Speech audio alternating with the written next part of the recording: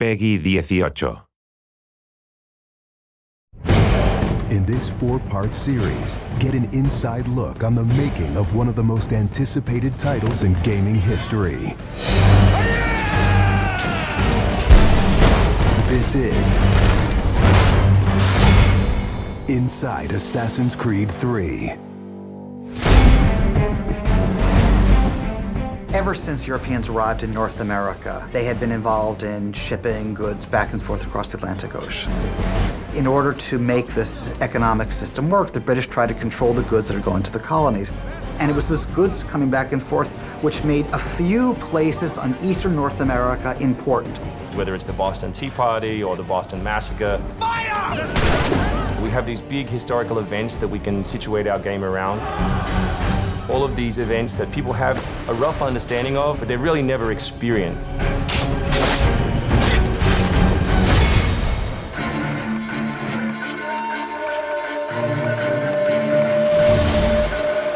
We had to go back and get our historian to find us accurate maps from the era of what Boston and New York looked like. These are actual replicas of the cities. If you're familiar with those cities, you should have that sort of eerie feeling of finding familiar sights. We really wanted to push the animations and just make it look like it's a real living world. As you walk through the crowd, you'll also see animals in the streets. They'd have a pig, they'd just clip his ear in a certain way, and they'd let him go in the street. And then he'd eat garbage, and then when it was time to eat the pig, you'd go and find your pig, and you'd slaughter it and eat your pig. We've got a lot of new ingredients that just bring a new, fresh feeling to the gameplay inside of the cities.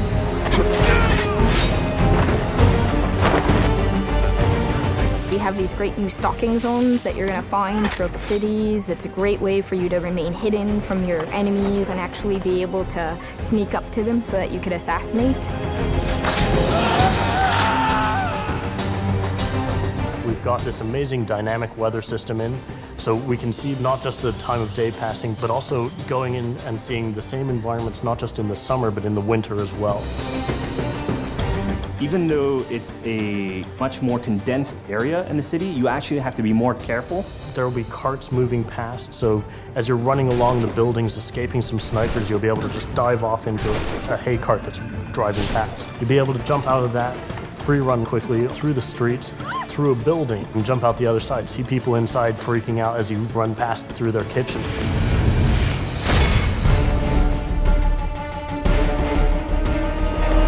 Living on the frontier was extremely difficult. Not only did you have harsh winters, cold, freezing temperatures, in the summer you had heat, humidity, so it was a gamble every year that you were out on the frontier, whether you're going to make it or not.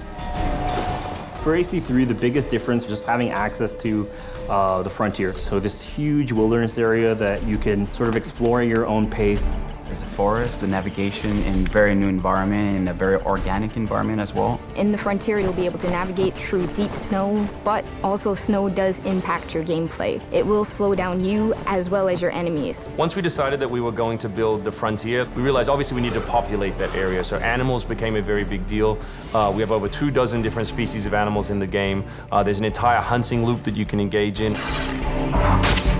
Whenever you're building elements such as animals, you're halfway trying to be real and halfway trying to fulfill that fantasy of what people expect. One of the great new features we have in the frontier is the new tree running. Connor being really fluid and being able to navigate through the trees. The frontier is really our new playground.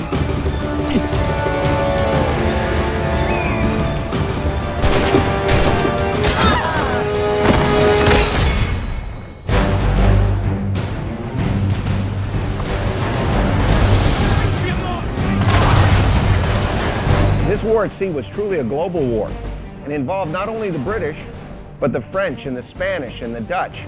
Naval engagement of that period was all about closing the distance. Boarding is the end game. You've got to be able to close with the enemy, get alongside, then get on board to steal his ship. You want to take that ship intact if you can, because that's where you get your prize. The prize is whatever is on that ship that you want. Naval warfare was absolutely decisive to success in the American Revolution. Commerce comes by sea, at the same time invaders come by sea. You control the sea and you control the conflict. It's a huge part of the historical period. The Revolution is won pretty much at Yorktown by a blockade of ships. You know, we can't ignore this part of the history. This is critical. This is something that we have to do. We started a whole team up just to specifically focus on the naval experience. Naval combat has been a huge challenge. The technology of the wind, the water simulation has been a massive undertaking for the team. Initially, we didn't even think it was feasible because it's a big moving structure. It's a full simulation on high seas where Connor is controlling a ship, he's controlling a crew as well, so he's kind of the master and commander on the ship. Very exciting. I mean, you are on a moving vessel that is very much part of the sea itself. This is something that we wanted to engage in and build for the game. That was a huge challenge that we set ourselves and actually turned out pretty good.